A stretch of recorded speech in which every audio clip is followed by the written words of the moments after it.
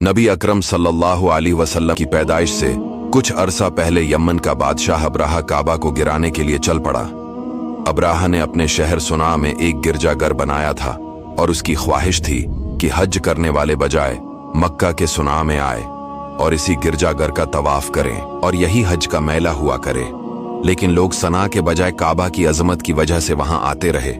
इस पर अब्राहा को तैश आया और वो आपे से बाहर हो गया और खाना काबा को ढाने के लिए हाथियों की फौज लेकर मक्का पर हमला कर दिया और इसकी फौज के अगले दस्ता ने मक्का वालों के तमाम ऊंटों और दूसरे मवेशियों को छीन लिया। इसमें 200 ऊंट अब्दुल मुतालिब के भी थे। अब्दुल मुतालिब को इस वाकया से बड़ा रंज पहुंचा।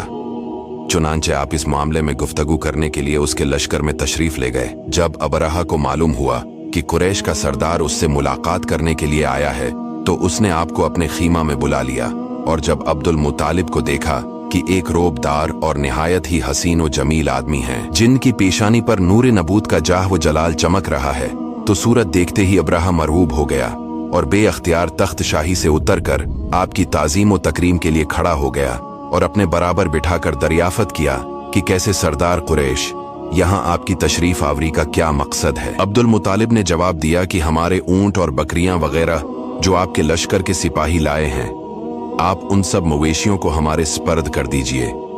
ये सुनकर अब्राहा ने कहा कि ए सरदार कुरैश, मैं तो ये समझता था कि आप बहुत ही हौसलामंद और शानदार आदमी हैं, मगर आपने मुझसे अपने ऊंटों का सवाल करके मेरी नजरों में अपना वकार कम कर दिया। ऊंट और बकरी की हकीकत ही क्या है? मैं तो आपके काबा को तोड़ फोड़ कर बर्बाद करने के लिए आया हूं। आपने इसके बारे में कोई गुफ्तगू ही नहीं की। अब्दुल मुतालिब ने कहा कि मुझे तो अपने ऊंटों से मतलब है। काबा मेरा घर नहीं है, बल्कि वो खुदा का घर है। वो खुद अपने घर को बचा लेगा। मुझे काबा की जरा भी फिक्र नहीं है। ये सुनकर अब्राहा अपने फिरौनी लहजे में कहने लगा कि ए सरदार मक्का सुन लीजिए, मैं काबा को ढाकर उसकी ईंट से ईंट बजा दूंगा और रुए जमीन से उसका नाम व निशान मिटा दूंगा, क्योंकि मक्का वालों ने मेरे गर्जा घर की भी बड़ी बेहरमती की है। इसलिए मैं उसका इंतकाम लेने के लिए काबा को मसमार कर देना जरूरी समझता हूं। अब्दुल मुतालिब ने फरमाया कि फिर आप जाने और खुदा जाने, मैं आपसे सफारिश करने वाला कौन?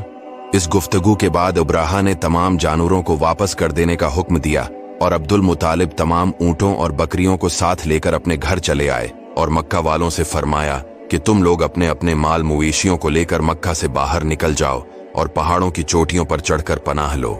मक्का वालों से ये कहकर फिर खुद अपने खानदान के चंद आदमियों को साथ लेकर खाना काबा में गए और दरवाजे का हल्का पकड़कर इंतहाई बेकरारी और गरिया वजारी के साथ